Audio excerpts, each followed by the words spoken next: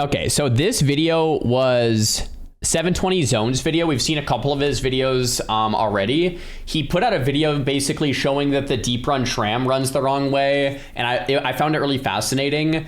This video is called Karazhan Exposed and the Scrap Demon Raid. I don't know what he's exposing about it. Maybe that it's too big or small or something, but it sounded really interesting, and I've been holding this video for like weeks or months because I wanted to watch this right before TBC came out, and it's TBC pre-patch day, so it's like the perfect timing. So let's check it out. Hey, my friends, Jeff here. So Karazhan, one of the coolest and most interesting... Karazhan? Wait, I've always said Karazhan. Wait, Kara? One's in the chat for Kara, two's in the chat for Kara. One's for Kara, two's for Kara. I've always said Karazhan. I usually say things pretty wrong though, so I don't know. Dungeons in all of WoW. It's full of unique areas and encounters. I don't think many people know that at one point Karazhan did not end with Malchezaar here, but actually had a planned second instance portal at the top of the tower that took you to a second raid where you'd battle demons on a floating asteroid in space. So what? Did you guys know that? I never knew that. That was the plan? Huh? Holy crap, dude.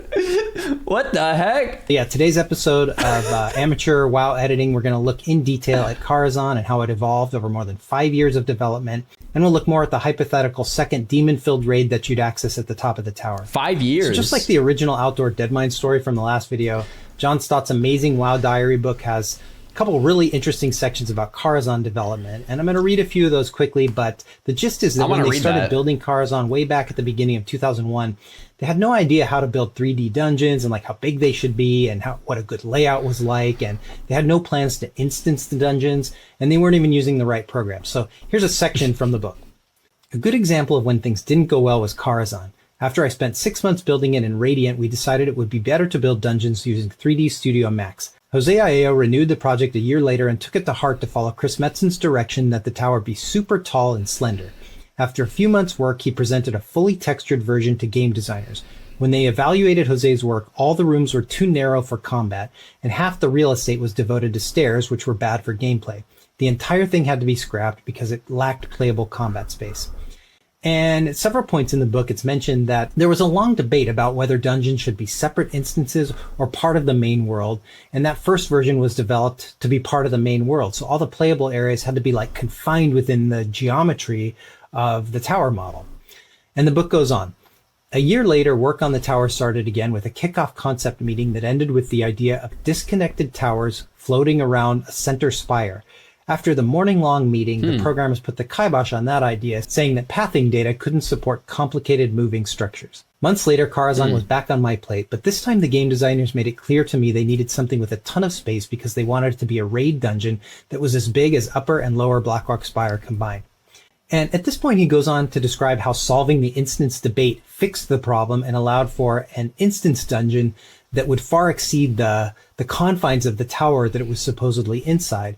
And so the instance ended up as this absolute beast of a model with all these extraneous rooms and two large, like almost balloon sections that allow for 3 different supposedly outdoor or... Dude, I kind of want to read the WoW Diary because I find it fascinating that like back in the day, these devs were constantly met with problems and they're like, huh, that's not going to work. Okay, let's try this. No, that's not going to work either. Let's try, oh, no, that's not going to, okay, let's try. And they're just like constantly working around. I guess you still do the same today, but in the game's infancy, it's like really interesting because we've already played through all of these things. It's like what went into making this in the first place, right? Like skybox views as you progress through. And I'm going to do the quickest possible run through of the model, and I'm going to temporarily remove one of these 2 huge balloon orbs so I can see more of the rooms. Okay, so we've zoned into the gate at the bottom, and you first go to the left into this green domed area that is the stables where you would fight the huntsman and his horse Midnight. You then head up these stairs through the grand ballroom and into the banquet hall where you would fight Morose.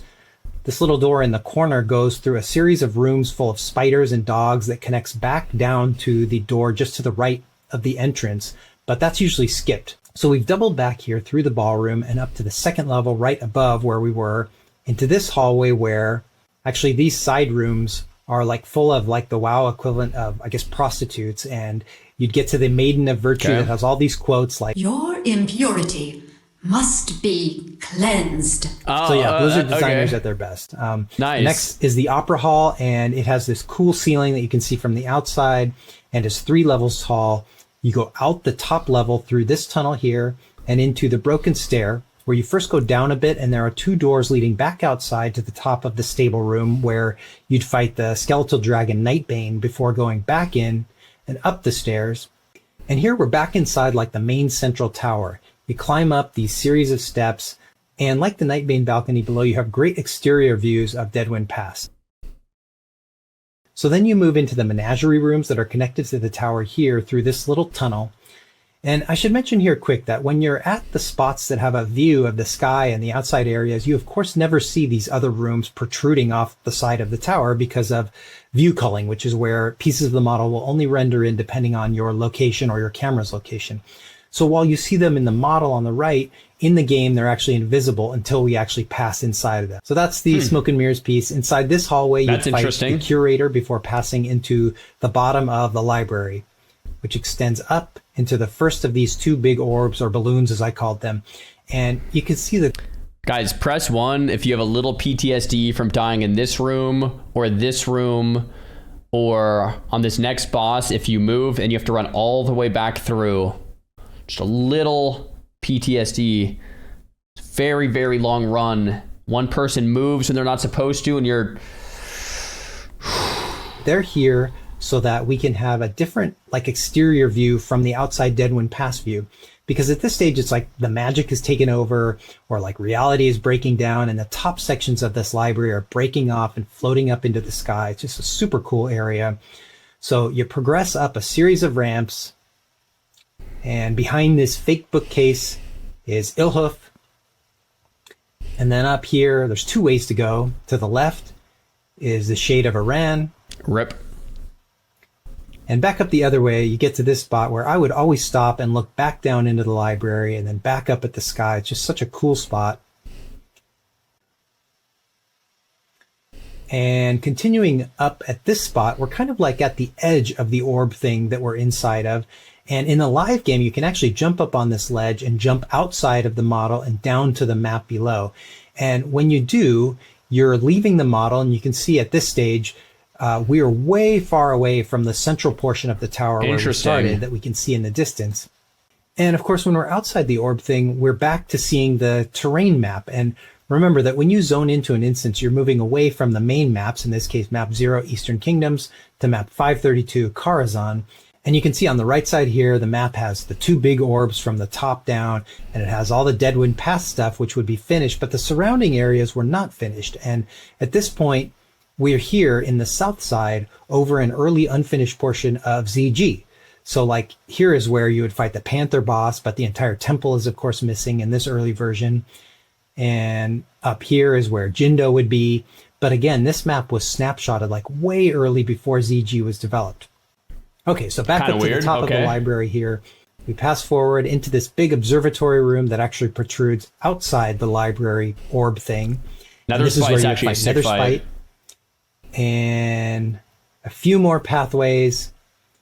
You get a chance to repair at this vendor before leaving the library entirely through this doorway into this big square room that houses the chess event. And after that, you pass into like the living quarters full of these flesh beasts, and normally groups will go to the right and up the spiral staircase. But if you go to the left, you go through these 2 oval-shaped rooms and into this round room that is actually like Medivh's bedroom, and it connects halfway up to the same set of stairs that you then climb, and we're finally at the top of the tower and inside this green domed room. Dude, have you guys ever gone left? I don't know if I've ever actually gone left. Right and up the spiral staircase, but if you go to the left, you go through these 2 oval-shaped rooms and into this round room that is actually like Medivh's bedroom, and it connects halfway up to the same set of stairs that you then climb, and we're finally at the top of the tower. I might have to check that out next time. Room. It's 1 more flesh beast and a final pathway through a little tunnel into the nether space. And it's the second big orb area in the model, and it's of course where you fight the final boss, Prince Melchizar. And The orb in the model is textured to look like rock, but in the game, the fog and the far clip settings really like sell it as this almost alternate dimension with like a copy of the tower section that is bent or warped. And while that's the top of the final version from TBC, in the book just after John explained the direction to build a dungeon as big as Blackrock Spire, he goes on to say this. Unfortunately, when this request was made, we hadn't played a raid yet, so I sketched out a dungeon that was far too big. I also built another raid dungeon located at the top of the tower where players teleported to a floating asteroid filled with demons.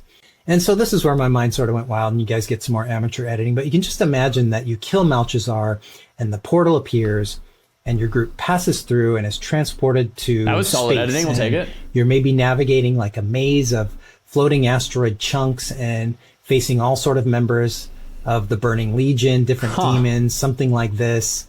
And look at these demons were designed by that same guy at Blizzard that did the concubine prostitutes in Karazhan. Okay. So anyway, it would have been very cool. Picture. And All at right. the end, it was decided it was just too much and was, of course, scrapped along with a wine cellar area that John had made. And, of course, the famous catacombs area that was in the game files for years, but inaccessible until it was finally used in Season of Discovery. And incidentally, this second Kara raid was another example of the early philosophy of having raids accessed inside other dungeons, like MC inside BRD and BWL inside UBRS, and even Nax was going to be accessed from inside Strathome. But anyway, as for Karazhan... Wait, where is Nax accessible inside Strat? That sounds like a newbie question, but I'm trying to think. At the very end, there's a portal? Oh, where the Skellies run out. After Baron, where the Skellies run out, turns into a portal to Nax?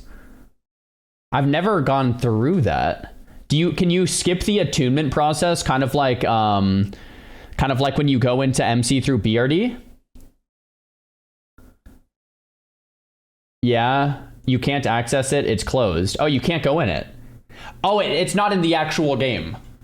Oh, it's locked behind like a gate. Oh, okay. So, okay. So you can't really go in. You just can kind of see that you could potentially go in, but it's locked. For my money, there's no better example of my favorite thing in all of WoW, which is this idea that we like see our destination from the outside. We're going to head to this tower and go inside, but once inside, it's like Alice going down the rabbit hole as it unfolds into this massive like adventure. It's a good analogy. Because of this decision to instance dungeons and build them far beyond the bounds of their visible areas. It's something I've called the Haunted Mansion effect because of how at Disneyland you go into this like modest-sized mansion, but you're secretly transported to the massive showroom here for like this huge sprawling adventure. Anyway, I really like how Karazhan is like this fossil of early WoW development, and it's sort of like shaped the dungeon size and relationship with the main game world and instances, and the version we got in TBC is still one of my favorites to this day. Okay, quickly switching gears here. I made this video now because I got sort of the TBC hype. And if you play Classic, you know that the Anniversary Vanilla Realms will progress to TBC very soon as of when I'm making this video. Today? Maybe in the next couple months. And I play Hardcore, and I plan to try TBC Hardcore. Hype. And I'm still hopeful that we'll get an official TBC Hardcore server from Blizzard, but I think it's very unlikely. No. Either way, there's a small but sort of dedicated group of longtime HC players that are going to try. We did get Soul of Iron, which is not a hardcore realm, but it's pretty cool. You can get a buff that you can only get if you haven't died, and you keep the buff if you haven't died. So you can kind of like flex that you're hardcore with the Soul of Iron buff. Very, very happy about that. Very happy. Soul of Iron is enough? I agree. I think Soul of Iron is enough. There are a lot of mechanics that are way more deadly than in vanilla, so it seems impossible to get through endgame rating like Kara here, but you know, early on vanilla hardcore rating was also thought to be impossible, and look what ended up happening. So if you know, your dad works at Blizzard, please ask him to get me a TBC hardcore server, and keep a lookout for us getting wrecked in TBC soon. Big thanks to John Stotts for his incredible book, Marleman and Carinya for their work on the WoW tools and WoW export stuff, and also the guys that put together the single-player project WoW private servers, all of which I use to capture the stuff for the scuffed edits, as I call it. As always, I really appreciate you guys that choose to watch these videos and comment and sub. You guys rule. Yo, perfect video going into TBC, man. Fantastic. There it is. I had no idea that was ever part of the plan in TBC. Where was it? The portal at the top. Yeah, I had no idea that was ever a part of the plan. That is super rad. And yeah, I also really, I never realized how much I appreciate that, like, Alice in Wonderland or not Alice in Wonderland, that concept where you go into the tower, but it's just massive when you get in there. Is it Alice in Wonderland what I'm thinking of? Yeah, I guess it is. That is really cool. That is a really cool idea. You know, and sometimes it's like, huh, yeah, that's what I liked all along. It just feels really nice.